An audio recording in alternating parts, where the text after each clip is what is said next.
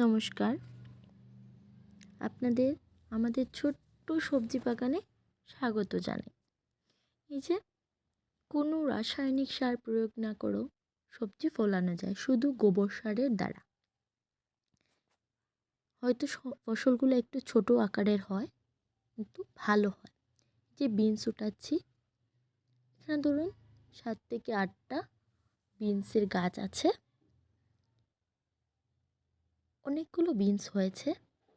প্রতিটা গাছে ধরুন 20 থেকে 22টা করে বিনস ধরেছে।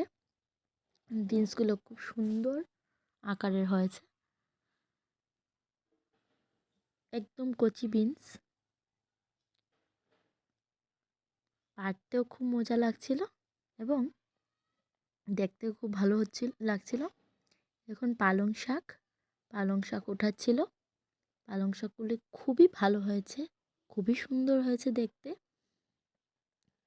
সঙ্গে আছে পেঁয়াজ, মূলো, গাজর, বাদাম, নানান ধরনের গাছ। পেঁয়াজ এখনও হয়নি, শুধু পেঁয়াজ কলি দেখা যাচ্ছে। পেঁয়াজ গাছ হলে আপনাদেরকে ভিডিও করে দেখিয়ে দেব। এখন বিনস উঠাচ্ছি। দেখুন আপনারা কতগুলো বিনস একটি গাছের মধ্যে আছে, কিন্তু তাতে কোনো ধরনের রাসায়নিক সার দেওয়া হয়নি। বড্ড ভালো লাগছে বিনসগুলি দেখতে। এই দেখুন অনেকগুলো বিনস উঠিয়ে নিয়েছি।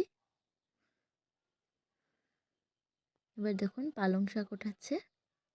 অনেকগুলো পালং শাক হয়েছে, বেশ ভালো লাগছিল দেখতে, আর খেতেও অনেক সুস্বাদু ছিল। এই দেখুন মূলোগুলো খুবই ভালো হয়েছে, খুবই সুস্বাদু লাগছিল খেতে।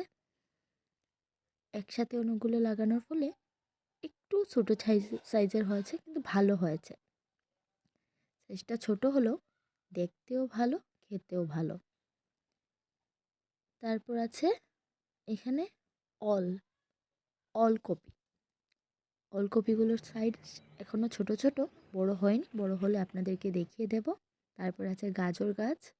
দেখুন অনেকগুলো গাজর গাছ লাগানো আছে, হয়নি এখনও, হলে দেখাবো। সাথে আছে বাদামও হয়নি।